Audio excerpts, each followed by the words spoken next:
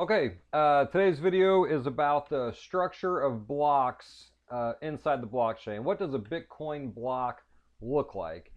And so this is a short answer, and this probably looks really confusing without context and maybe even unnecessary.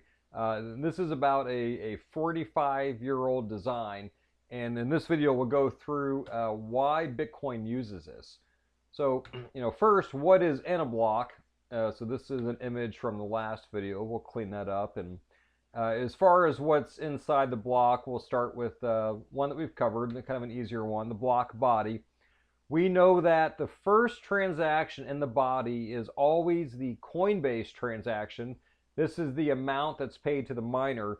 And then following that, it's all the other transactions that made it inside of this block. For the block header, so we're going to pull in mempool.space. Let's get this here to where we can all see it. Okay, I'm going to click on the latest block, and these are the details of the block. I'm going to expand the details. So this information here is the block header information, and if you click on this block header hex, so this is the raw data that's inside of this block's header. So what we'll do now is we're going to take a look at an example. This is an example header. An example header. This is not the same one that we were just looking at. But so I've taken it and I've just these are the same characters, but now I've just separated them so you can see them as the components. And you can see all the admin pieces here. But we need to focus on these two. So these are both SHA-256 hash results, and these play a critical piece in the blockchain. So the process that cryptographically connects the transactions from the body to the header is called the Merkel process.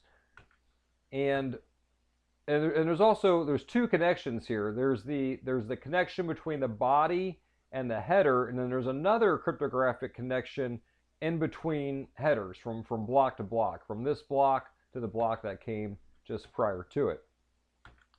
So what does this linkage mean? We have all of these blocks and these linkages together. So we're gonna take it and we're gonna simplify it for a minute.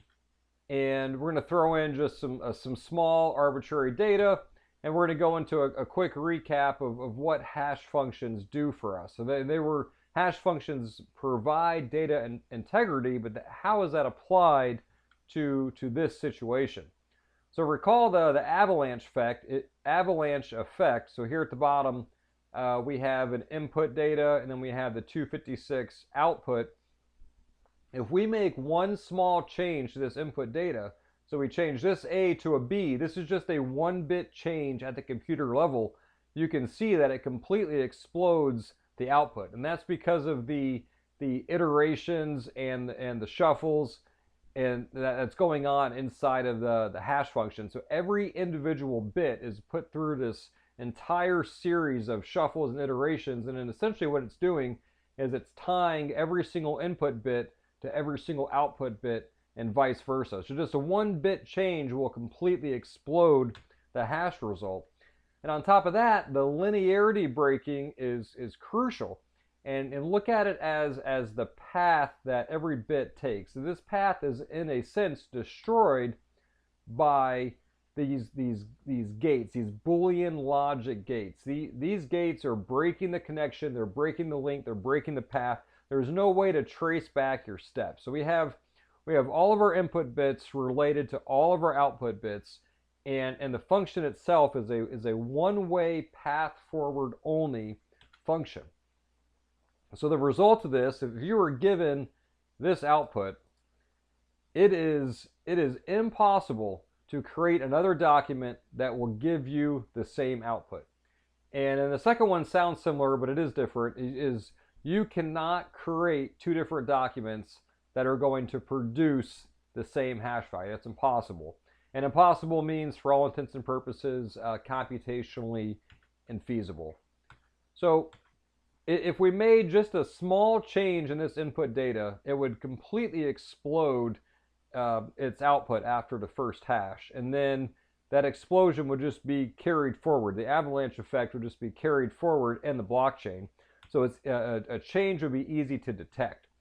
So when we have a full node and it has an inbound transaction and it has to approve it, it's fairly trivial. So they're gonna find this transaction ID in their UTXO database, and they know if they can find it in their UTXO database, they know that the transaction ID exists, because it is impossible to make another data set that's going to hash to this transaction ID.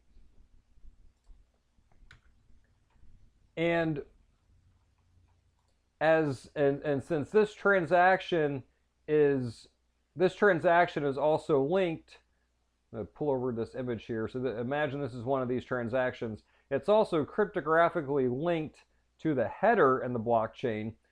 It's impossible to have another data set or a different data set that's going to give you the exact same value of your block header hash. So they know that this raw data has not been tampered. And so this is all to say that, you know, we just need some process that cryptographically binds these transactions to the block header, or really to the blockchain. And it's just as an example, you know, this is one way that it could be done. So imagine 7 transactions plus the Coinbase, that's 8, and assume that they're just 10 bytes apiece. You know, we could just string them all together, and we could run this larger string through a hash. So that is maybe naive, but it seems like a simple way to do. And further, why do we have a header and a body in the first place? Why don't we just put everything inside of a single grouping? And, you know, here's a single grouping. Let's just hash the whole thing. And then you know, so why do we even have a header and a body?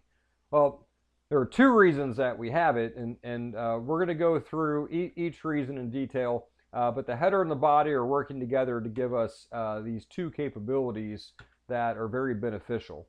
But now we need to go back in Bitcoin's genealogy. So we know we've covered before Bitcoin's predecessor, because that was you know, linked timestamping in 1991 was the first blockchain. This was Haber and Stornetta, and their data storage was the exact same as the original, you know, non-linked timestamp service.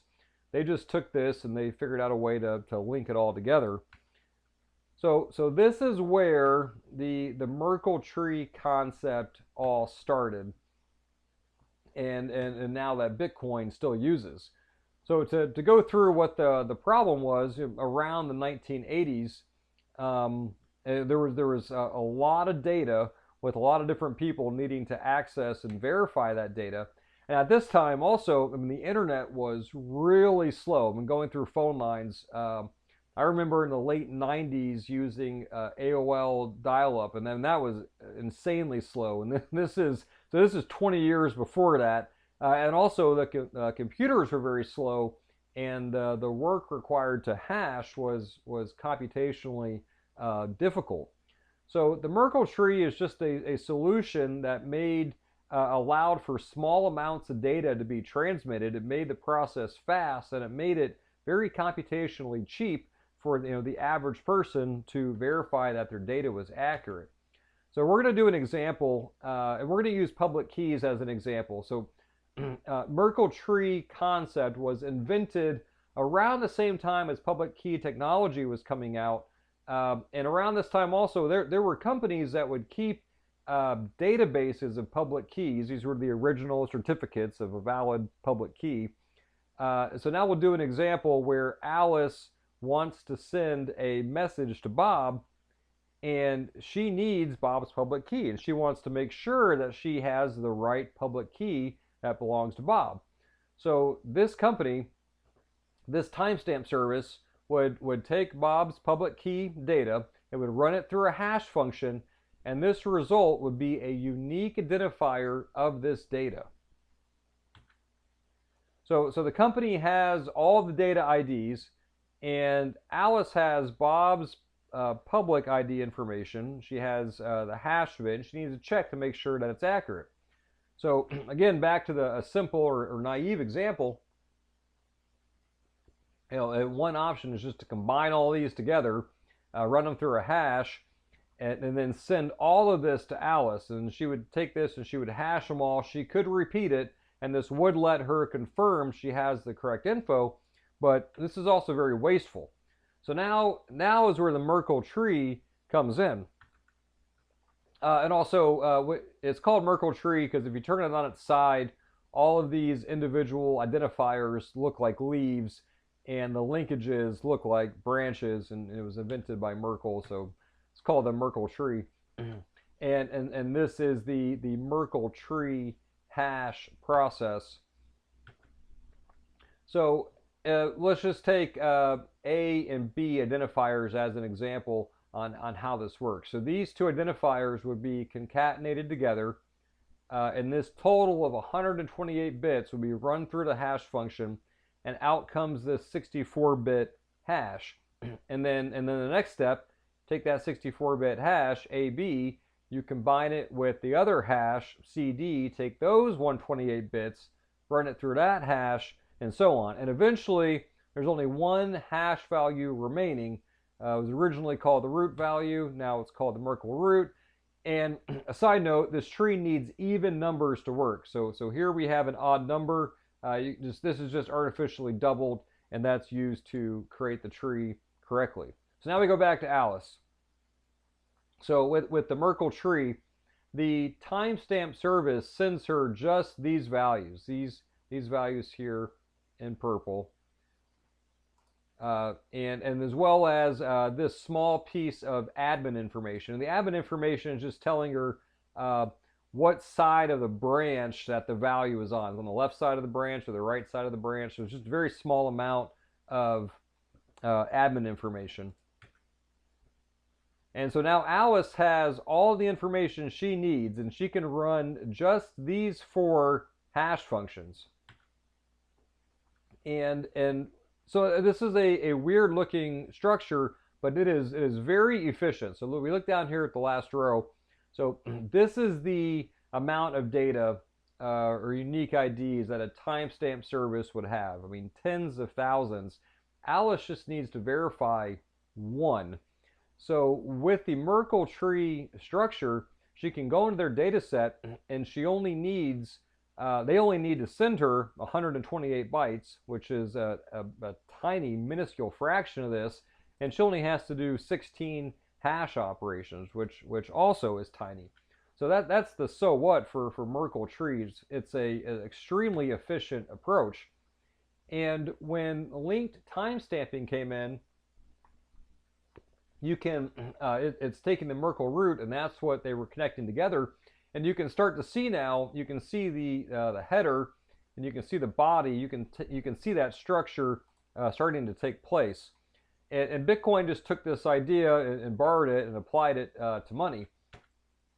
And at the same time, it applied to money to the problem of peer-to-peer money exchange. There were some new use cases that were available.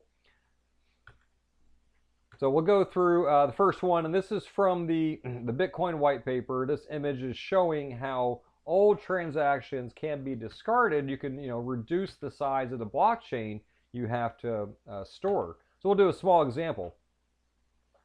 So this is transaction 1. It has one output, this output, 1 UTXO. And when this UTO is spent, we have the process here. We have the owner of the UTXO provides the digital signature. It's going to broadcast this transaction to the network. Each node is going to receive it. Each node is going to take the transaction ID, find it in the UTXO set, and then go into the blockchain, and they're going to receive the raw data of that transaction ID of 1. And if everything is valid, then yes, they approve this transaction. So in this new transaction, we'll call this transaction 5. So it's now going to find its way into a block soon. And this UTO before it, this was consumed completely, just like actual coins. UTXOs cannot be divided; they're spent completely. And the raw data behind that of transaction 1 is no longer needed for any type of verification. So we can get rid of this raw data within 1, and the nodes still have what they need, and they can verify 2, 3, and 4 when the time comes to do so. And further, when transaction 2, if that output is spent, and 2's raw data is no longer needed, you can also remove the ID values and just keep this hash value. So that's all the nodes need to validate 3 and 4 when the time comes that they have to validate those. So what this provides is another option for nodes called a pruned node. And pruned nodes are more accessible to a lot more people since the storage requirements are so much smaller. And a pruned node can do an important function, which is enforce the Bitcoin rules. Now you still need the full nodes. You still need those, but pruned nodes are also a great option. And there's another node option as well. And you can think of this one as just a smartphone. And in this case, Alice is going to use this type of node, and it's going to let her verify that a transaction coming to her is valid and that she should accept it. And like all nodes, she's connected to many other on the network, but she does not have the blockchain. She only has the block headers. And the node she's connected to, she only asks them for information about Bitcoin addresses that she's interested in, about her addresses. And it's the full and pruned nodes are the ones that are storing and keeping all of the recent transactions and raw data and UTXOs from the blockchain. So now, let's say that Bob is going to send Alice a Bitcoin, and he owns the private key of the transaction 1 output, and Bob sends this.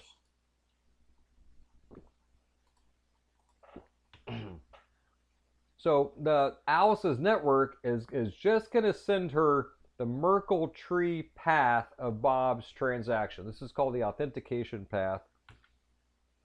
And she's going to go through just a few computations, and that's going to let her arrive at the Merkel root, and then she'll be able to compare to her block headers, and she can prove that Bob is sending her a valid transaction and that she should accept it. So the Merkel root is how blocks on the blockchain are organized, and the construct offers the benefits of additional nodes as options. And this is just more options that allow us to enforce the network rules and provide more power to the distributed consensus.